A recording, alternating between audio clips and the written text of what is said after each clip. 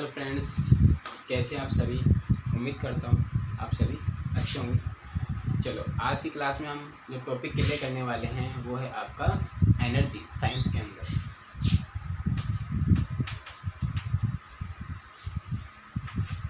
हिंदी में बोलते हैं उसको आप ऊर्जा। ठीक है, एनर्जी ऊर्जा। तो सबसे पहले इसकी जो डेफिनेशन है, इसकी जो परिभाषा है उसको अपन क्लियर करते हैं। एनर्जी ऊर्जा, अगर मैं हिंदी में बात करता हूँ, किसी भी कार्य को, ठीक है, कार्य करने की क्षमता को ऊर्जा कहते हैं। नॉर्मली जो बुक्स में डेफिनेशन होती है कार्य करने की क्षमता, कैपेसिटी, ठीक है। The capacity of doing any work is known as energy. अब बात कर लेता हूँ मैं इसके टाइप्स की। अगर कोई डेफिनेशन लिखना चाहे तो I will speak. Okay, the capacity of doing any work is known as energy. अब बात कर लेते हैं यहाँ पे उसके कुछ टाइप्स। यहाँ पे अपन मेनली जो इसके टाइप्स है उसको क्लियर करने वाले हैं, ठीक है। The capacity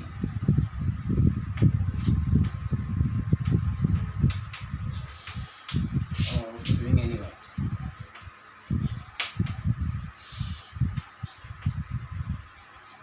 is known as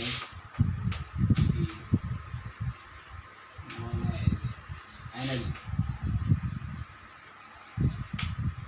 ठीक है, हिंदी में बात करूँ तो किसी भी कार्य करने की क्षमता को क्या बोलते हैं, ऊर्जा। अब एनर्जी जो है उसके टाइप्स की बात करें, मेनली जो उसके टाइप्स हैं, ठीक है। टाइप्स ऑफ एनर्जी, यहाँ पे टाइप्स ऑफ एनर्जी।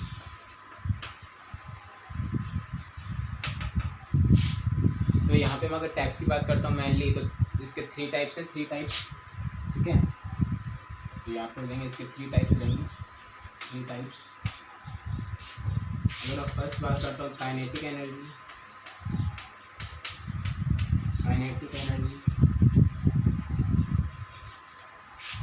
सेकेंड आपका potential energy,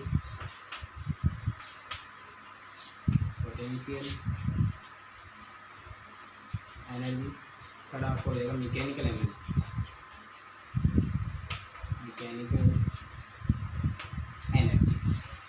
kinetic energy, potential energy, mechanical energy. Hindi में बात करें तो इसको बोलते हैं अपन गतिज ऊर्जा,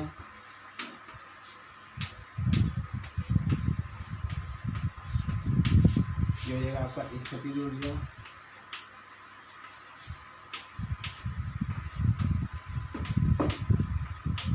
और ये हो जाएगा आपका यांत्रिक ऊर्जा,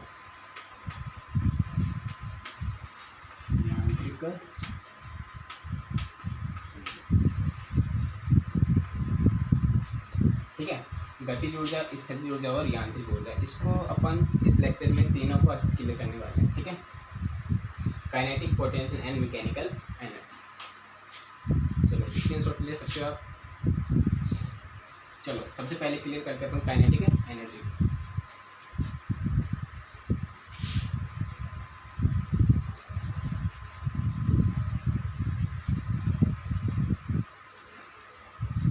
तो सबसे पहले हम पढ़ते हैं अपन काइनेटिक एनर्जी।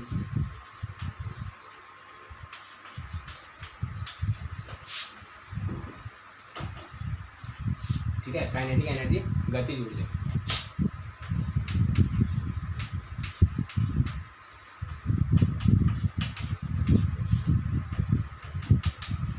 तो सबसे पहले काइनेटिक गतिज ऊर्जा। अब जो हिंदी में गतिज ऊर्जा, इससे तो इजी से पकड़ लेंगे अपन। गतिज ऊर्जा जो गति करती, या गति की वजह से जो ऊर्जा होती है वो कौन सी होगी, गतिज ऊर्जा। काइनेटिक, इंग्लिश में इसको थोड़ा सा अपन पहले डेफिनेशन के अकॉर्डिंग सेट करते हैं, ठीक है। तो अगर मैं हिंदी में बात करता हूँ गतिज ऊर्जा की परिभाषा के लिए, तो किसी वस्तु में उसकी गति के कारण जो ऊर्जा होती है वो कौन सी होगी, गतिज ऊर्जा होगी। किसी वस्तु में उसकी गति के कारण जो ऊर्जा होगी कौन सी होगी, गतिज ऊर्जा होगी, काइनेटिक एनर्जी। इंग्लिश में बात करते हैं, ठीक है। The energy possesses by virtue of its motion is known as kinetic energy. तो पहले अपन राइट कर लेते हैं,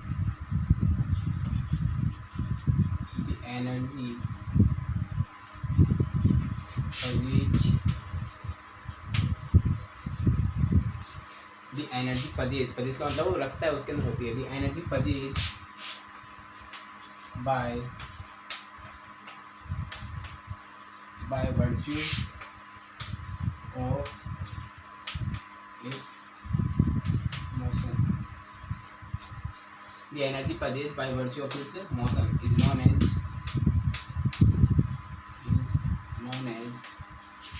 काइनेटिक एनर्जी. ठीक है, काइनेटिक एनर्जी क्लियर होगा. Energy पजेज bye virtue of its motion. Motion का मतलब क्या होता है आपका? गति करना, गति कर रहा है, इसलिए कौन सी एनर्जी हो जाएगी आपके पास में? गति हो जाएगी. ठीक है, काइनेटिक एनर्जी हो जाएगा. अब एग्जाम्पल की बात करें.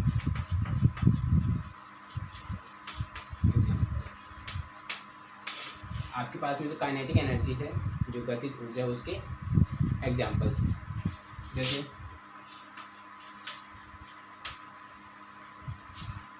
रनिंग वाटर,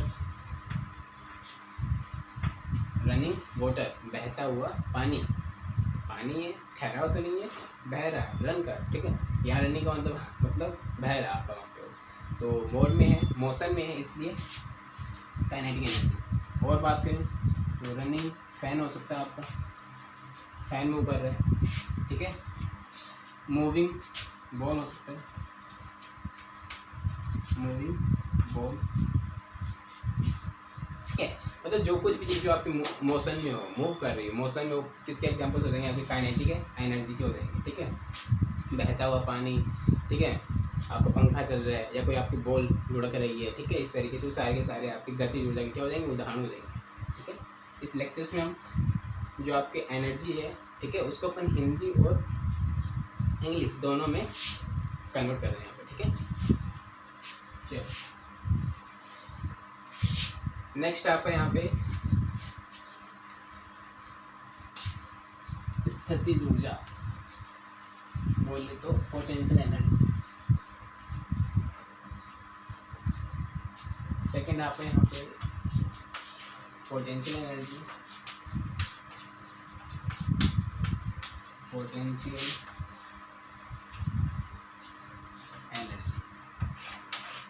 पोटेंशियल एनर्जी, स्थितिज ऊर्जा.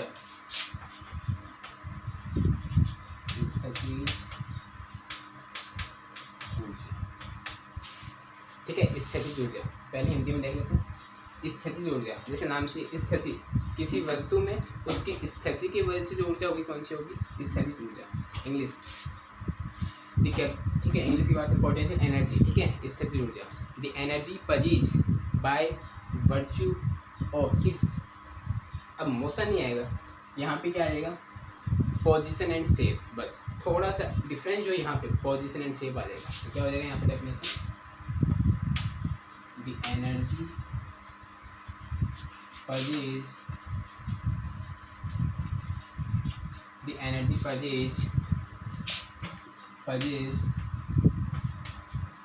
in the body by virtue of its. वहाँ पे क्या था? मोशन था. यहाँ पे क्या आ जाएगा? Position and shape.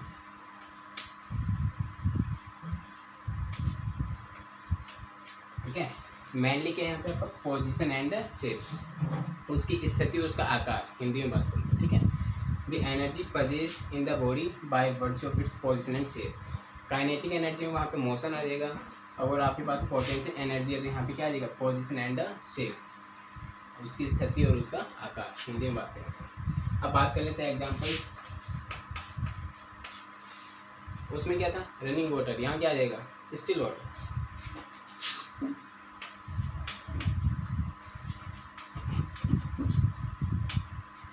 ठीक है, ठहरा हुआ पानी हो जाएगा. ठीक है, स्थिति की वजह से जो हो जाएगा. बो एरो हो सकता है आपका, बो एरो.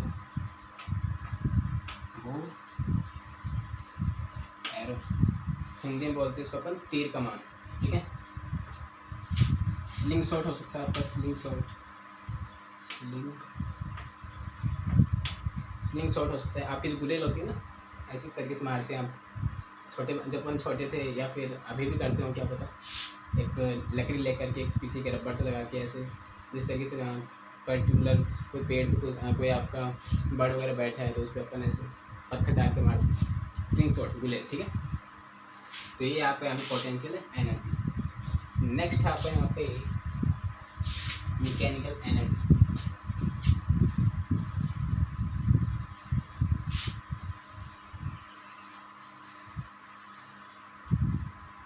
यहाँ पे थर्ड एनर्जी जो आपके पास में कौन सी, मैकेनिकल एनर्जी, यांत्रिक ऊर्जा। तो उसकी डेफिनेशन बिल्कुल ईजी है।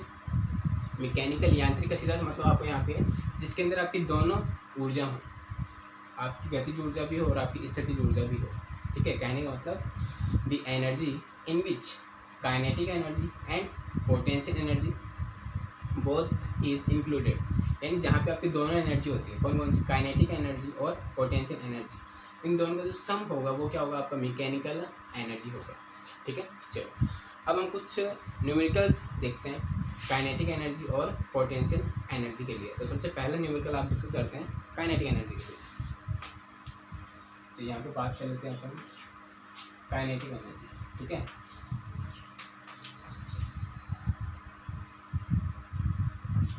ठीक है, काइनेटिक एनर्जी, ठीक है। तो काइनेटिक एनर्जी का जो फॉर्मूला होता है आपका half m v square, half m v square, ठीक है, हाफ एम वी स्क्वायर। यहाँ पे आपका जो एम है ये हो जाएगा आपका मास ऑफ ऑब्जेक्ट, वस्तु का द्रव्यमान, वी जो होगा आपका वेलोसिटी, वेलोसिटी ऑफ ऑब्जेक्ट, वस्तु का वेग, वेलोसिटी हिंदी में बोलते हैं इसको अपन वेग, ठीक है। तो हाफ एम बी स्क्वायर आपका जो काइनेटिक एनर्जी का फॉर्मूला क्या हो जाएगा आपका हाफ एम बी स्क्वायर। अब इसको न्यूमेरिकल में अपन यूज़ कैसे करते हैं या किस तरीके से यूज़ कर पाएंगे, तो आपका जो क्वेश्चन होगा उसमें आपको डायरेक्टली गिवन होगा क्या क्या, कोई भी आपका ऑब्जेक्ट उसका मास गिवन होगा 30 kg, 40 kg, 100 kg, जितना भी गिवन होगा, वेलोसिटी गिवन होगा 4 मीटर पर सेकेंड, 10 मीटर पर सेकेंड, ठीक है। जैसे फटाफट कर लेते हैं क्वेश्चन, जैसे सपोज आपके क्वेश्चन जिसमें आपको मास गिवन है 10 kg,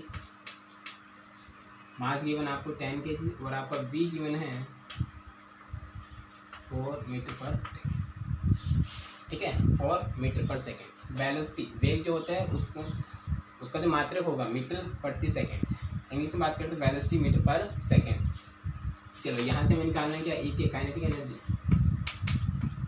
क्या हो जाएगा, half m v square, yes, half m का वैल्यू कितना है यहाँ पे 10 मल्टीप्लाई वी कितना है 4, तो 4 का स्क्वायर हो गया, half multiply 10 multiply 4 square 16, cancel out 2 8, ठीक है, 8 × 16 ये हो जाएगा आपका 80। अब काइनेटिक एनर्जी है, किसी भी तरह की आपकी एनर्जी हो उसकी यूनिट हमेशा क्या होगी, जूल, 80 जूल।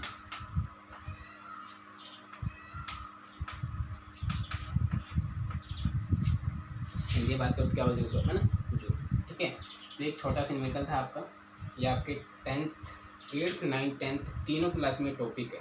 तो ये आपका जो लेक्चर है class 8th, class 9th, class 10th and 11th 12th के जिनका बेसिक बिल्कुल डाउन चल रहा है वो भी यहाँ पे देख सकते हैं, ठीक है। वैसे चीज़ें तो 6th 7th में भी आ जाती हैं अगर, ठीक है, kinetic energy, potential energy normal देखा जाए। तो ये आपका जो न्यूमेरिकल बेस्ड है किस काइनेटिक एनर्जी पे। अब देखते हैं अपन सेकंड न्यूमेरिकल जो बेस्ड होगा किस पे, आपके पोटेंशियल एनर्जी पे।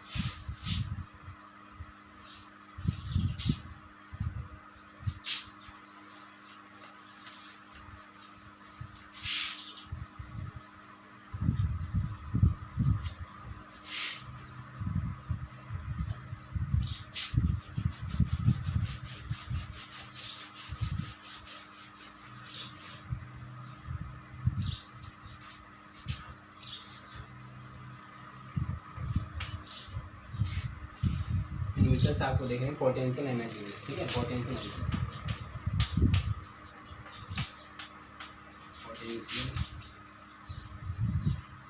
एनर्जी, स्थिति ऊर्जा। फॉर्मूला यहाँ पे यूज़ करते हैं अपन, यहाँ पे EP पोटेंशियल एनर्जी, ठीक है, स्थिति ऊर्जा। फॉर्मूला होता है आपका mgh। फॉर्मूला आपको याद रखना है mgh। m mass of the object, g acceleration due to gravity, g acceleration due to gravity, h height of object, ठीक है, and mass of object, g acceleration due to gravity,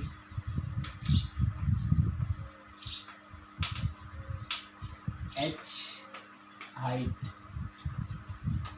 of object, ठीक है।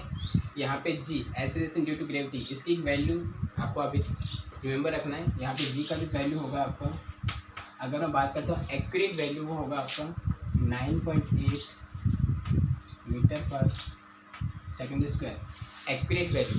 But numerical purpose के लिए अपन यहाँ पे 10 use कर सकते हैं, ठीक है। चलो तो न्यूमेरिकल देखते हैं अपन। जैसे हमारे पास में क्वेश्चन होगा, उसमें आपको गिवन होगा मास। सपोज मास गिवन आपको यहाँ पे 10 kg, ठीक है। हाइट गिवन आपको 5 मीटर। यहाँ पे क्वेश्चन के अंदर आप यूनिट्स का ध्यान रखेंगे कि आपका वो जो क्वेश्चन है वो MKS में है या CGS में है। तो इसके बाद उसको थोड़ा सा अपन देखते हैं, ठीक है। तो h हो गया आपके 5 मीटर। g वैल्यू आपको गिवन कर भी सकता है और नहीं भी करेगा, तो वो करे या ना करे आपको उसकी वैल्यू याद रखनी है। परमानेंट वैल्यू, एक्यूरेट वैल्यू आपका 9.8 एंड न्यूमेरिकल पर्पज़ के लिए आप 10 यूज़ कर भी सकते हैं, या फिर आपको क्वेश्चन में बोल सकते हैं कि आपको g वैल्यू 10 यूज़ करना है। अगर ना बोले तो आपको इससे सोल्व कर दो, आप गलत नहीं हो। चलो सोल्व करते हैं। सॉल्यूशन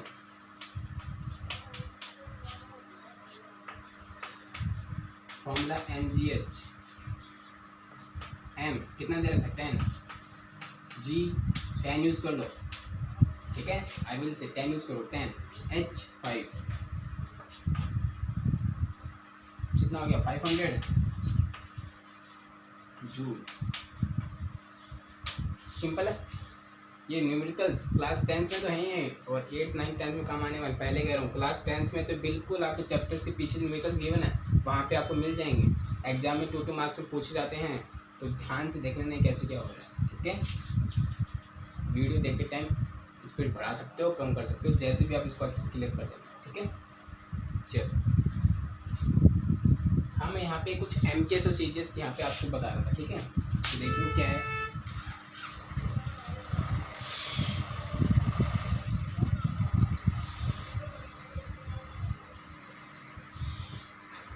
MKS और CGS कोई भी न्यूमेरिकल आप सॉल्व करते हैं तो पहले उसकी यूनिट्स जो है वो सिमिलर होनी चाहिए, या तो वो MKS में हो या CGS में। MKS का सीधा सा मतलब होगा यहाँ पे MKS रूल, देखो MKS रूल, और एक होगा आपका CGS रूल। MKS का सीधा सा मतलब यहाँ पे M का मतलब होगा आपका मीटर, ठीक है। K का मतलब होगा आपका kg, किलोग्राम, और S हमेशा आपका क्या होगा सेकेंड होगा, ठीक है। ये तो हो गया आपका फर्स्ट। सेकेंड रूल जो आपका CGS रूल, C का मतलब यहाँ पे क्या होगा आपका सेंटीमीटर, C का मतलब क्या होगा सेंटीमीटर, G का मतलब हो जाएगा आपका यहाँ पे ग्राम, और S आपका अगेन क्या हो जाएगा आपका सेकेंड, ठीक है। तो MKS का मतलब ये है, अगर आपके क्वेश्चन में आपका ऑब्जेक्ट या आपकी जो वस्तु है, ठीक है, उसका आपको मास, अगर मास आपको, ठीक है, मास kg में है, ठीक है, मास अगर उसका kg में है तो वहाँ पे, ठीक है, जो लेंथ वगैरह जो होगी वो किस में होगी, आपके मीटर में होगी। टाइम तो आपका सेकेंड है, यहाँ पे ज़्यादा कंफ्यूजन नहीं है। जैसे सपोज आपका क्वेश्चन है, जैसे क्वेश्चन है मैंने आपको गिवन किया मास 10 kg, और यहाँ पे मास हो गया आपका 10 kg,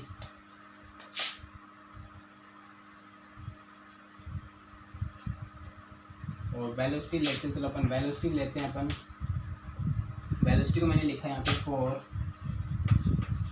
किलोमीटर पर आवर, जैसे मैंने ये लिखा, वेलोसिटी मैंने क्या लिया, किलोमीटर पर आवर, ठीक है। तो क्वेश्चन मैंने क्या क्या बोला, हमेशा आपका क्वेश्चन हमेशा आपका स्टैंडर्ड रूल के अकॉर्डिंग, या तो MKS या फिर सीरीज के रूल अकॉर्डिंग सेट होगा। तो मास आपको यहाँ पे केजी में दे रखा है, ठीक है। तो जब केजी है और वेलोसिटी आपको किलोमीटर पर आवर, तो भैया किलोमीटर के साथ यहाँ पे मीटर, ठीक है, और आवर के लिए बात करें तो सेकंड काम करेगा ना यहाँ पे। तो किलोमीटर को तो पहले अपन किस में चेंज करें, पहले मीटर में चेंज करें, और वैसे आवर को पहले किस में चेंज करें अपन, सेकंड में, तब जा करके आपका क्वेश्चन सोल्व होगा। ऐसा नहीं कि डायरेक्टली अपन मान लो काइनेटिक एनर्जी निकालना, half mv² directly value put करके इसका आंसर निकाल दो, गलत हो जाएगा। तो सबसे पहले उसको आपको चेंज करना होगा, ठीक है। तो मैं ये आपको बता रहा था कि क्वेश्चन जो आप उसको फॉर्मेट देखना है, आपकी यूनिट सेम तो है वो नहीं है, अगर सेम नहीं हो तो उनको आपको सबसे पहले से सेम करना होगा, अदरवाइज आपका क्वेश्चन जो वो गलत हो जाएगा। तो थोड़ा सा ध्यान रखेंगे आप, ठीक है। तो आज की क्लास में इतने, नेक्स्ट क्लास में फिर मिलते हैं। वीडियो पसंद आया तो प्लीज़ लाइक ज़रूर कीजिए। Thank you.